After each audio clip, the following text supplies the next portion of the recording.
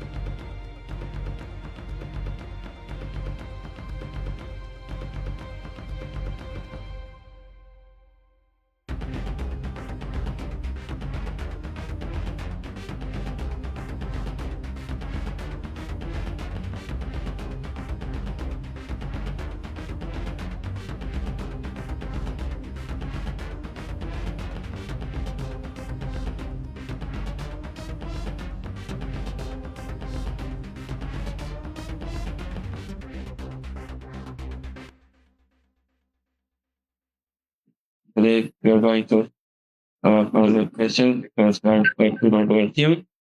We're going to start the questions. Virgil has a lot of experience competing since 2018. You've had some remarkable results, including the power play season when you managed to win the national stage in Romania, came the fourth pick in the finals in the third division, and also participated in MTI. What advice do you have for teams that are just starting out and want to achieve great results like yours?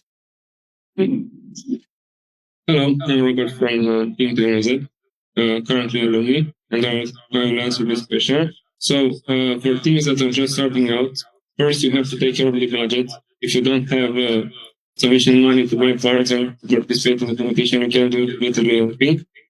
So once you obtain a sufficient budget, the best thing you can do is to look at others that succeeded, either on YouTube, on Discord, or on any platform that you wish, and search for teams that are more successful than you in your area, and try to learn the systems that more or less repeat every year.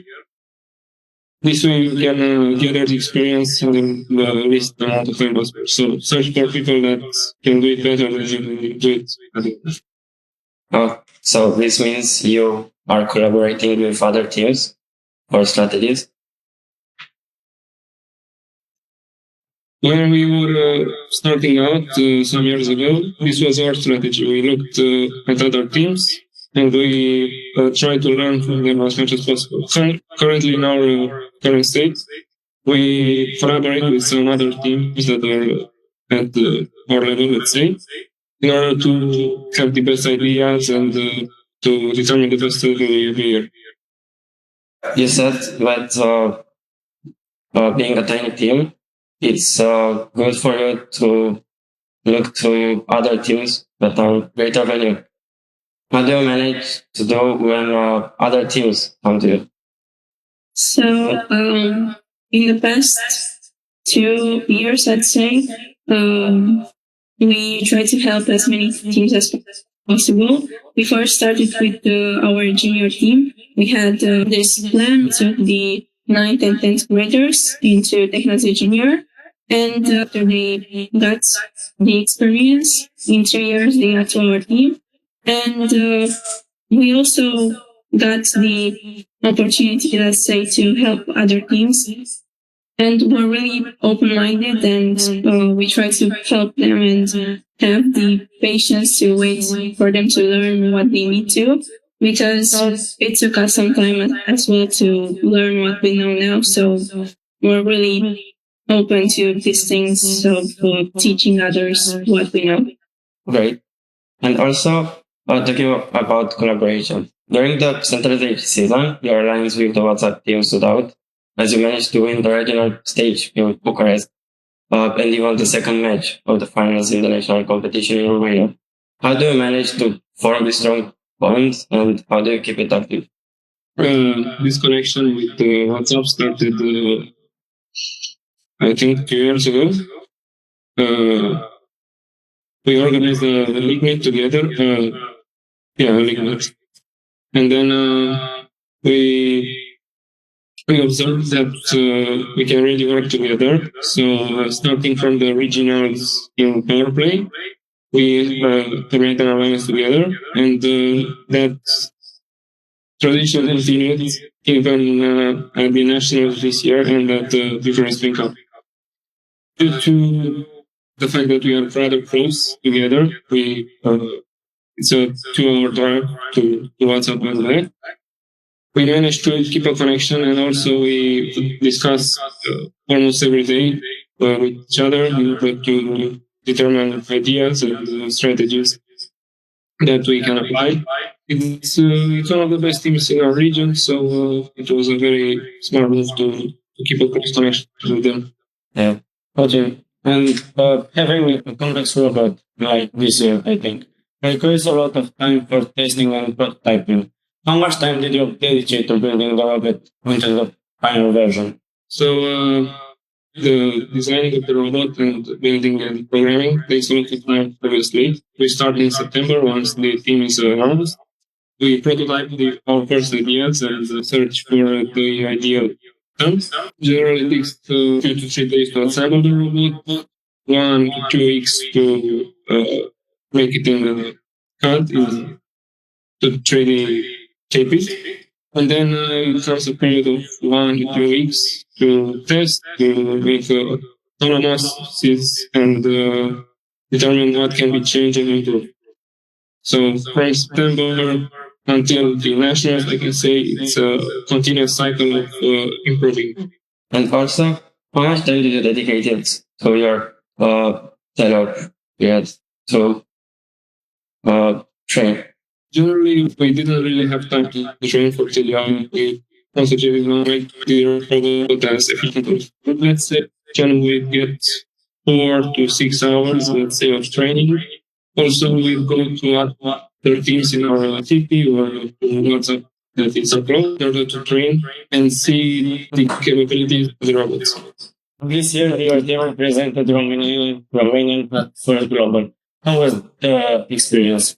The event in Greece was amazing for us. There were a lot of people I want to meet from the first square. Even Mr. Dean stopped by our stand. The interaction with other countries there was a little bit challenging because in the first global there are 3 teams in one alliance, and also you have to go to talk with your enemy alliance because there are some share points, and there are a lot of qualification matches. We played 12 qualification matches in 3 days, and you have to go for each match to talk with 5 different teams. So it's very hard to be versatile with your robot to complete the others. But fortunately, our robot was very versatile, and we were able to adapt to the requirements of each alliance. And that's why we can score very, very high. Also, at first, you are limited to the parts allowed to use. How did you manage to work through this issue?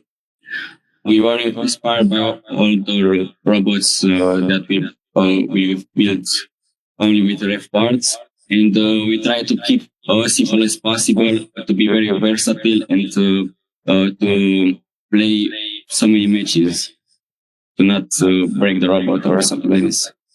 Yeah. Also, I saw that many people are involved in building and programming the robot. How do you manage to coordinate everyone to work in a single project, including both the robot's design and programming? Main secrets that we have. First thing that we really,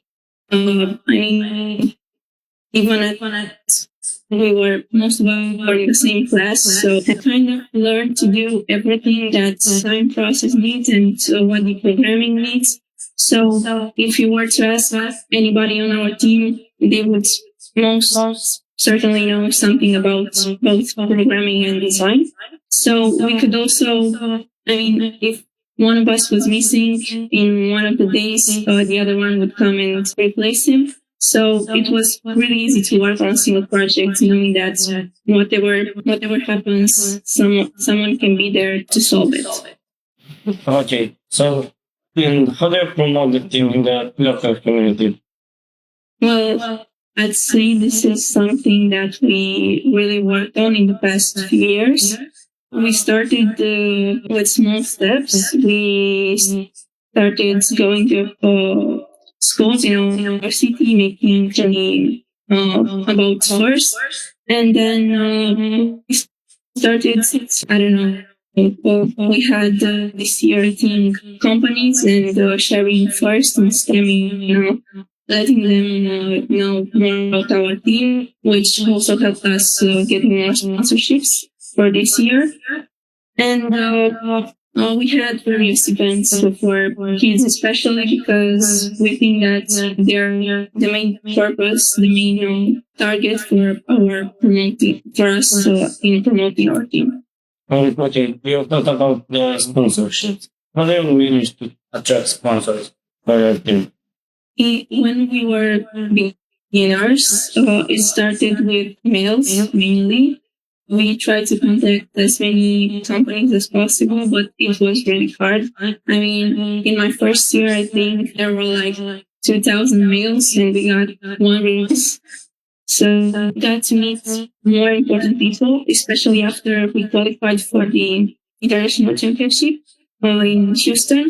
And it became easier because we got more opportunities to visit companies, especially local ones.